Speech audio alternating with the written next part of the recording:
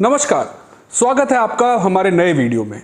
मैं हूं उत्कर्ष और मैं हर हफ्ते आपके लिए कुछ इंटरेस्टिंग टॉपिक्स लेकर आता हूं ताकि हम उस पर थोड़ी कॉन्वर्सेशन कर सके और आपको कुछ नए पर्सपेक्टिव भी मिल सके।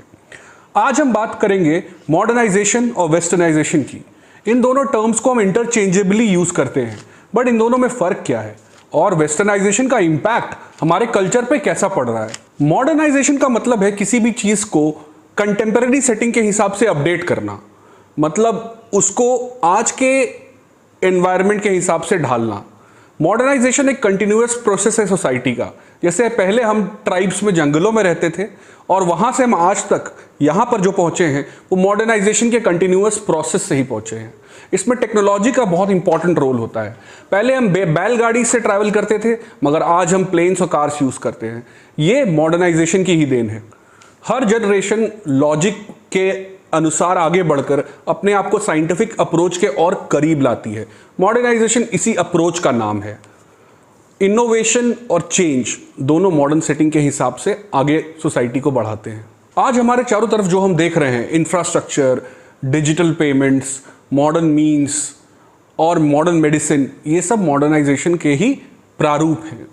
वहीं वेस्टर्नाइजेशन का मतलब है कि western society, specially western Europe और अमेरिका के कल्चर, आइडियाज, वैल्यूज, पर्सपेक्टिव से इन्फ्लुएंस होकर उसे अपनी लाइफ में उतारने की कोशिश करना, उनके जैसे बनने का एस्पिरेशन रखना। आज Hollywood movies, western fashion, fast food, sitcoms, सब कुछ हमारे चारों तरफ फैला हुआ है और धीरे धीरे हमारे कल्चर में सीमलेसली सीप हो रहा है, स्पेशली अर्बन एरियाज में। लैंग्वेज लेवल पे इंग्लिश को अलग समझा जाता है, इंग्लिश बोलना कूल होता है, और जो लोग अपनी रीजनल लैंग्वेजेस में बात करते हैं या अपने रीजनल प्रैक्टिसेस फॉलो करते हैं, उनको ये क्राउड जज करता है कि या तो वो पिछड़े हैं या गंवार हैं या वो कूल नहीं है। कहीं ना कहीं सबलिमली, सबकॉन्शियसली एक जजमेंट है माइंड में कि वेस्टर्न सोसाइटीज हमसे आगे हैं और हम पीछे हैं, और एक नेचुरल प्रोसेस के द्वारा हम उनके जैसा जब बन पाएंगे तभी हमें डेवलप्ड कहलाने का हक मिलेगा। पर मैं यहाँ आपको मॉरल साइंस का लेक्चर देने के लिए नहीं आया हूँ। हम बात करने आए हैं इस विषय पर कि वेस्टर्नाइजेशन इंडियन सोसाइटी में किन फोर्सेस के कारण बढ़ रहा है और इसको क्या हम मोड़ सकते हैं, बदल सकते हैं, और हमें आगे क्या करना चाहिए। आज मेट्रो शहरों में हम हैलोवीन मना रहे हैं, क्रिसमस को बहुत ही वाइड लेवल पे सेलिब्रेट किया जा रहा है, बट जब बात हमारे कल्चर की आती है, हमारी धारणा की आती है, हमारी फेस्टिवल्स की आती है, तो हमें उनमें ऑर्थोडॉक्सी, हमें उनमें पेट्रियार्की, हमें उनमें सुपरस्टिशन, सब कुछ झलकने लगता है। एक तरफ तो जहां हम वेस्टर्न कल्चर से ऑब्सेस्ड हैं, उनके लैंग्वेज से, उनके स्टाइल से, उनकी फिल्मों से, वहीं दूसरी तरफ हमें अपने कल्चर में इतनी कमियां दिखती हैं कि हम एक हीन भावना से या इंफीरियॉरिटी कॉम्प्लेक्स से ग्रस्त हो गए। ये इंफीरियॉरिटी कॉम्प्लेक्स हमारी सिविलाइजेशन में शुरू से नहीं थी। ये इंफीरियरिटी कॉम्प्लेक्स या हीन भावना ब्रिटिशर्स ने बड़े ही सुनियोजित ढंग से हमारे अंदर डाली है। इस 250 साल के रूल में धीरे धीरे उन्होंने हमारे माइंड्स को कैप्चर किया है। आप सोचिए, 250 साल मतलब 10 से 12 पीढ़ियों तक लगातार अगर किसी देश के सिटीजन्स खुद को हेल्पलेस, एक्सप्लॉइटेड और सप्रेस्ड फील करेंगे तो किसी भी सिविलाइजेशन या सोसाइटी का कॉन्फिडेंस टूट जाएगा। लॉर्ड मैकालुए ने तो अपने ब्रिटिश पार्लियामेंट की स्पीच में साफ साफ कहा था, और ये ऑन रिकॉर्ड अवेलेबल है, कि अगर हमें इंडियन सोसाइटी या सिविलाइजेशन पे राज करना है तो हमें इनकी स्पिरिचुअल और कल्चरल स्ट्रेंथ को तोड़ना होगा। हमें ऐसे लोग डेवलप करने होंगे एजुकेशन सिस्टम से जो कि स्किन कलर में तो इंडियन हो बट अपने सोच में और अपने टेस्ट में ब्रिटिश हो। और सच में इन 250 सालों में ऐसा हुआ कि हम बस स्किन कलर में ब्राउन रह गए, लेकिन हमारी सोच में और टेस्ट में हम वेस्टर्न हो गए। एक कॉन्क्वेस्ट और एक कोलोनाइजेशन में एक फ़र्क होता है। कॉन्क्वेस्ट में ये होता है कि वो कोई आपको मार मार के अपनी बात को मनवाता है, मगर कोलोनाइजेशन में जो रूलर होता है वो अपने सब्जेक्ट्स को कन्वर्ट कर लेता है अपने वे ऑफ लाइफ में, ताकि वो सारी जनता उनके इंटरेस्ट को सर्व करे और उनको पता भी ना चले कि वो ये कर रहे हैं। किसी भी सोसाइटी में जो सबसे पावरफुल है उससे मेल जोल बढ़ाना, उससे कॉन्टैक्ट्स रखना, उससे बहुत सारे फायदे मिलते हैं। तो जब ब्रिटिशर्स इस सोसाइटी में सबसे पावरफुल लेवल पे बैठे थे तो इंडियन एलिट्स में जो हाई क्लास उच्च वर्ग था भारतीय समाज का, वो ब्रिटिशर्स से फेवर सीख करने के लिए खुद को उनकी तरह ढालने लगा उनके तौर तरीकों में बदलने लगा। और जब उच्च वर्ग ही ऐसा हो गया तो नीचे सोसाइटी में भी एस्पिरेशन बन गई कि आगे चल के हमें उनके जैसा ही बनना है। पर सवाल ये उठता है कि हम उनके जैसा बनना चाहते ही क्यों हैं? उनके वैलिडेशन के लिए, उनके एक्सेप्टेंस के लिए। मान लीजिए एक साधारण परिवार की लड़की की शादी एक बहुत ही अमीर खानदान में हो जाती है, तो उससे ये एक्सपेक्टेड होगा कि वो जल्द से जल्द उस फैमिली के ट्रेडिशंस और तौर तरीके सीख कर वहाँ एडजस्ट कर जाए। इस प्रोसेस को डिफरेंस एंग्जाइटी कहते हैं। तो यहाँ परिवार सुपीरियर है और लड़की इन्फीरियर। तो लड़की से एक्सपेक्टेड है कि वो परिवार के तौर तरीकों के लेवल पे आए, उसके हस्बैंड से एक्सपेक्टेड नहीं है। ठीक उसी तरह इंडियंस को आज लगता है कि वेस्टर्न सोसाइटी सुपीरियर है और हम इन्फीरियर। वो सुपीरियर है इकोनॉमी में, टेक्नोलॉजी में, मिलिट्री में, डिप्लोमेसी में। तो हमें लगता है कि हमें उनके बराबर आने के लिए उनके जैसा बनना ज़रूरी है। ये इन्फीरियरिटी ड्रिवन है, ये एक पावर डिफरेंशियल है। इसीलिए हम इंडियंस इस डिफरेंस एंग्जाइटी में हैं और हम उनके वैलिडेशन के लिए इतना मरते हैं। तभी तो हर कोई इंपोर्टेड चीज़ की वैल्यू हमारी नज़रों में ज़्यादा है। यहीं कोई न्यूयॉर्क टाइम्स या वॉशिंगटन पोस्ट में कोई आर्टिकल इंडिया के बारे में आ जाए तो वो अपने आप गॉस्पेल ट्रूथ हो जाता है। इंडिया की रैंकिंग्स वेस्टर्न एजेंसी जैसे करती है तो यहाँ बड़ा डिबेट छिड़ जाता है, क्योंकि हमको उनका वैलिडेशन चाहिए हर चीज़ पर, तभी हम खुद को शाबाशी देंगे। मगर ये इमिटेशन सॉल्यूशन नहीं है। जो अफ्रीकन अमेरिकन्स रह रहे हैं अमेरिका में, वो पिछले 10 जनरेशन से उनके कल्चर को इमिटेट कर रहे हैं, बट आज भी उनको रेसिज्म फेस करना पड़ रहा है। सोसाइटी ने उनको कम्प्लीटली एक्सेप्ट नहीं किया है। किसी भी देश का कल्चर आइसोलेशन में एग्जिस्ट नहीं करता। मैं ये नहीं कह रहा कि इंडिया को वेस्टर्न इन्फ्लुएंस से कम्प्लीटली कट जाना चाहिए। कल्चरल एक्सचेंज होना चाहिए, जो चीज़ें उनकी अच्छी हमें उठानी चाहिए। मगर आज के यूथ के पास एक कॉन्शियस चॉइस बची नहीं है, एक कंपल्सिवनेस है कि हमें उनके जैसा बनना है, उनको फॉलो करना है, उन्हीं के तौर तरीके कूल हैं। आप फ्री हो, आप फैशन फॉलो करो, आप इंग्लिश बोलो, मगर जो नहीं कर पा रहा है या नहीं करना चाहता है उसे आप पिछड़ा मत समझो, उसका आप मजाक मत उड़ाओ। हमारा देश गरीब ज़रूर है, पर हमारी सिविलाइजेशन इन्फीरियर नहीं है। और हमारी गरीबी का बहुत बड़ा कारण यह है कि हम पे वेस्टर्न सिविलाइजेशंस ने 200 साल तक राज किया है। यही डिफरेंस एंग्जाइटी हम इंडियन मुस्लिम्स में भी देखते हैं कि वो खुद को अरबिक या टर्किश ओरिजिन के मुस्लिम्स से नीचे मानते हैं। मतलब अरब और टर्किश मुस्लिम सुपीरियर हैं इंडियन मुस्लिम्स से। सो ऑल्दो डीएनए वाइज लगभग 97-98% इंडियन मुस्लिम्स कन्वर्टेड हैं और इंडियन ओरिजिन के हैं, फिर भी आप देखिएगा कि नेम्स, सरनेम्स, ओरिजिन्स सब वहीं से ट्रेस किए जाते हैं। तो ये भी एक तरह से डिफरेंस एंग्जाइटी में है और उनका एक्सेप्टेंस और उनका वैलिडेशन सीख कर रहे हैं, पर ये वैलिडेशन शायद उनको फ्यूचर में कभी ना मिले। कैपिटलिज्म के वर्ल्ड वाइड फैलने से, ग्लोबलाइजेशन के द्वारा और मीडिया के एक्सपेंशन से ये फोर्सेस पहले के मुकाबले अब बहुत ज़्यादा तेज़ी से काम कर रहे हैं। जो चेंजेस पहले 2 जनरेशन्स में आते थे, अब 1 जनरेशन में आ रहे हैं। आज इंडिया के सोशल सिस्टम पर इसका असर आपको साफ साफ दिखता है। हमारी वैल्यूज़ जो पहले कलेक्टिवनेस की थी, वो अब इंडिविजुअलिस्टिक होती जा रही है। इंडिया का जॉइंट फैमिली सिस्टम टूटकर अब न्यूक्लियर फैमिली सिस्टम की ओर बढ़ चुका है और ये प्रोसेस इरिवर्सिबल है। पहले फैमिलीज़ में धर्म और ड्यूटीज़ की बात होती थी, बट आजकल सिर्फ इंडिविजुअल राइट्स की बात होती है। राइट्स तो सबको अपने पता है, पर ड्यूटीज़ की बात कोई नहीं सुनना चाहता। तभी तो प्रॉपर्टी सेल करने के लिए इंसान यूएसए से टाइम निकाल कर इंडिया आ जाता है, पर अपने एलिंग पेरेंट्स को देखने के लिए उसके पास टाइम नहीं है। इंडियन सोसाइटी और कल्चर में ओल्ड एज होम का कभी कॉन्सेप्ट था ही नहीं, बट ये भी एक वेस्टर्नाइजेशन का इम्पैक्ट जो हमारे फैमिली स्ट्रक्चर पे पड़ा है, उसी का नतीजा है। मैरिज हमारी सोसाइटी में एक सेक्रामेंट था, एक बॉन्ड था जन्मों का, जो कि अब एक कॉन्ट्रैक्ट में कन्वर्ट हो गया है। ओपन मैरिज, सिचुएशनशिप और हुकअप कल्चर, ये सब वेस्टर्न इन्फ्लुएंसेस हैं। आज के सोशल मीडिया इन्फ्लुएंसर्स भी यूथ को उसी डायरेक्शन में अपनी ओर खींच रहे हैं। ये सब तो फिर भी ठीक है, मगर कंसर्न ये है कि इस वेस्टर्न अडॉप्शन के वजह से हम अपने ही indigenous culture, tradition, philosophy, history सबको डिनाई कर रहे हैं। जैसे कि हमारे जो फोर फादर्स थे वो बेवकूफ़ और सुपरस्टिशियस लोग थे।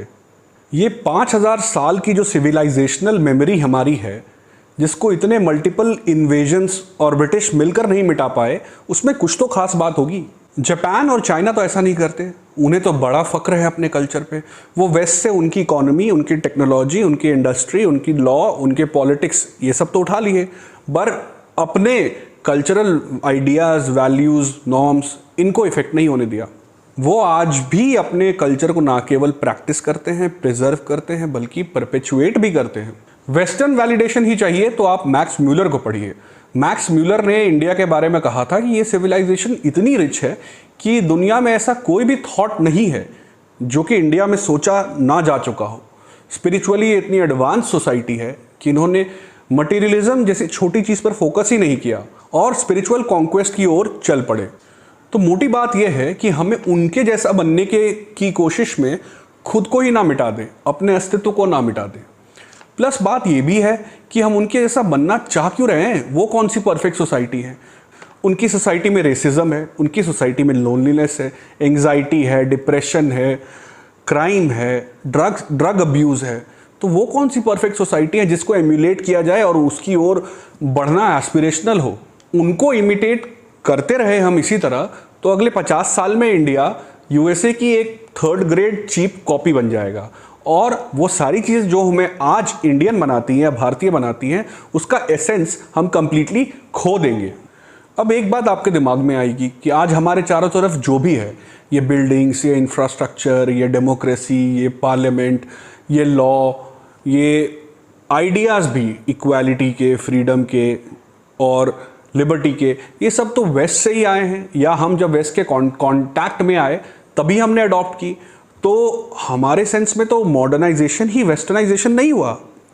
अगेन इसका जवाब ये है कि जो भी चीज़ें आपको प्रोग्रेसिव लगे आप उनको पिक कीजिए अपनी क्वालिटी ऑफ लाइफ को बेटर करने के लिए। आज इंडिया ने यूपीआई जैसी टेक्नोलॉजी बनाई है, पेमेंट सिस्टम्स को इतना आसान किया है, पूरी दुनिया अडॉप्ट कर रही है हमसे। हम दुनिया से उनकी अच्छी चीज़ें अडॉप्ट करें, बट यहाँ एक कॉन्शियस चॉइस होनी चाहिए, कंपल्सिवनेस नहीं होनी चाहिए, एक भेड़ चाल नहीं होनी चाहिए उसी दिशा में बढ़ने की। ये तो एक तरह का कल्चरल इंपीरियलिज्म हुआ ना। मतलब हम सदियों से डोसा हाथ से खाते थे, खाना हमारा है, लोग हमारे हैं, तो कोई और हमें क्यों बता रहा है कि इसे फॉर्क और नाइफ से खाओ? इस वेस्टर्नाइजेशन के सटल प्रोसेस को हमें इग्नोर नहीं करना चाहिए। अगर हम इस प्रोसेस को इग्नोर करेंगे तो हम साइलेंट पार्टिसिपेंट्स होंगे इस वेस्टर्नाइजेशन के स्प्रेड में। उल्टा हमें कुछ ऐसे कलेक्टिव सॉल्यूशंस निकालने चाहिए ताकि हमारी इंडियन आइडेंटिटी, हमारा उसमें विश्वास और मजबूत हो और हम प्राउड फील करें इंडियन होने में। वेस्टर्नाइजेशन के पॉलिटिकल इम्प्लीकेशंस भी हैं। इसको सैमुअल हंटिंगटन अपनी किताब क्लैश ऑफ सिविलाइजेशंस में समझाते हैं कि वेस्टर्न आइडियाज़ का यूनिवर्सलिज्म, मतलब पूरी दुनिया में एक ही आइडिया के स्प्रेड होने से जो स्ट्रॉन्ग सिविलाइजेशंस हैं वो इसके प्रति रिएक्ट करेंगी। मतलब कि उन्होंने मेंशन किया है कि आगे आने वाली वॉर्स ना तो टेरिटरी पे होंगी, ना कंट्री वो पे होंगी, ना रिसोर्सेज पे होंगी। आगे आने वाली वॉर्स सिविलाइजेशन के नैरेटिव पे होंगी। तो मतलब कि आज हमें जो देख रहे हैं कि इस्लामिक और वेस्टर्न आइडियोलॉजी में एक कॉन्फ्लिक्ट है। ये ISIS versus America, middle eastern conflict, Taliban USA conflict, ये सब उसके मैनिफेस्टेशन है। तो कोई भी ट्रेडिशनल या कलेक्टिव सोसाइटी जब इंडिविजुअलिस्टिक आइडियाज़ उनमें घुसते हैं तो वो रिएक्ट करती है। वहाँ लोगों में ये आइडियोलॉजी घर कर जाती है कि हमारी संस्कृति खतरे में है और ये इस फोर्स की वजह से है और इसके खिलाफ हमें एक्शन लेना चाहिए। तो Samuel Huntington major cultural civilizations बताते हैं। कन्फ्यूशियनिज्म चाइना का, हिंदुइज्म इंडिया का, इस्लामिक सोसाइटी पूरे मिडिल ईस्ट और साउथ एशिया की, और वेस्टर्न आइडियाज़, इनमें एक कॉन्फ्लिक्ट होगा और यही फ्यूचर वॉर्स का नतीजा होगा। तो इन सब को रोका कैसे जाए और कैसे ये इन्फीरियॉरिटी कॉम्प्लेक्स जो हमारी सभ्यता में घर कर गई है इसको ख़त्म कैसे किया जाए?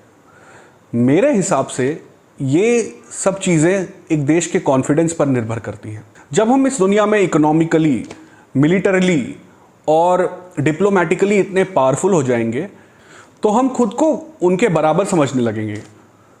हमें हर चीज़ के लिए उनका वैलिडेशन या उनकी शाबाशी नहीं चाहिए होगी और तभी हम अपने कल्चरल आइडेंटिटी को प्राइड से ओढ़ पाएंगे, जैसा कि आज चाइना कर रहा है।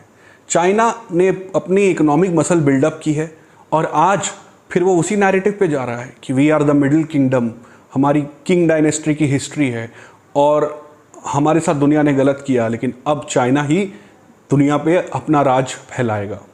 ये नैरेटिव उनके अंदर पेट्रियोटिज्म और कल्चरल प्राइड भर रहा है। वो खुद को अब वेस्टर्न सोसाइटी से कम नहीं आंकते। अब बात यह है कि आप और हम क्या कर सकते हैं। सबसे पहले तो हम खुद को एक्सेप्ट कर सकते हैं। हम जो हैं, जैसे हैं, हम यूनिक हैं। कितनी सोसाइटीज़ हैं या कितनी सभ्यताएं हैं दुनिया में जिनके पास 3000 सालों का रिकॉर्डेड इतिहास है, तो हम यूनिक तो हैं। हम एक ऑनेस्ट कोशिश कर सकते हैं अपने रीति रिवाजों को, अपने त्योहारों को, अपने उपनिषद्स को, अपने फिलॉसफी को, अपनी हिस्ट्री को समझने की। और ये जो ब्रिटिश और इस्लामिक स्कॉलर्स जो कह के गए हैं इंडिया के बारे में, उन परतों को हटाकर एक फ्रेश लेंस से अपनी सोसाइटी को समझने की कोशिश कर सकते हैं। कम से कम अपनी फैमिली के दायरे में हम ये कल्चरल प्राइड को रिवाइव कर सकते हैं। अपने बच्चों को हम ये समझा सकते हैं कि वेस्ट का सिस्टम हमसे डिफरेंट ज़रूर है, बट ज़रूरी नहीं कि वो हमसे बेहतर है। उन्हें हम इस इन्फीरियॉरिटी कॉम्प्लेक्स से बचा सकते हैं। हमारे डेली एक्शंस में हम एक कॉन्शियस चॉइस ले सकते हैं कि ये चीज़ मैं क्यों कर रहा हूँ। ये मैं इसीलिए कर रहा हूँ क्योंकि ये मुझे पसंद है, ये रैशनल है, या फिर मैं इसलिए कर रहा हूँ क्योंकि मेरे पे एक प्रेशर है कि सब कर रहे हैं तो मुझे करना चाहिए, यही कूल है इसीलिए कर रहा हूँ। किसी के वैलिडेशन या एक्सेप्टेंस के लिए तो नहीं कर रहा। मैं जानता हूँ ये सब करना थोड़ा डिफ़िकल्ट है, मुश्किल है, but it is worth it. आखिर आप भी तो इसी सभ्यता का हिस्सा हो। आपके अंदर भी एक भूख है, एक लगाव है अपने संस्कारों के प्रति। तभी तो लॉकडाउन में जब रामायण प्रसारित हुआ तो पूरे देश ने कितनी श्रद्धा से देखा। तभी तो बाहुबली और RRR जैसी इंडियन वैल्यूज़ पे बनी फिल्में हमारे दिल को छूती हैं। ये वैल्यूज़ आपके अंदर बसे हैं, आप इन्हें चाहकर भी खुद से अलग नहीं कर सकते। ये वेस्टर्नाइजेशन तो नकल की एक सतही परत है, क्योंकि दिल तो आखिर हिंदुस्तानी है। अरे जो अमेरिका में जाकर बस भी गए हैं ना, वो भी वहाँ जाकर अपना थोड़ा सा भारत ही ढूंढते हैं। इसी क्रिकेट को फॉलो करते हैं, यही इंडियन टीवी चैनल्स देखते हैं, यही इंडियन खाना ढूंढते हैं। ये आइडेंटिटी ही आपके एग्जिस्टेंस का हिस्सा है और इसे बचाना आपका और मेरा दोनों का काम है। वीडियो देखने के लिए बहुत बहुत धन्यवाद। अगर आपको ये कंटेंट पसंद आया और आपको लगा कि आपको कुछ नया जानने को मिला, तो इस वीडियो को ज़रूर लाइक करें, उस चैनल को ज़रूर सब्सक्राइब करें और कमेंट्स में मुझे ज़रूर बताएं कि आपको क्या लगता है वेस्टर्नाइजेशन के बारे में, आपके पर्सनल क्या आइडियाज़ हैं और इंडियन सोसाइटी पर इसका इम्पैक्ट आपकी नज़र में क्या है। अगले हफ्ते फिर हाजिर होऊंगा एक नए विषय को लेकर। तब तक के लिए पुनः धन्यवाद। एक एवरेज इंडियन।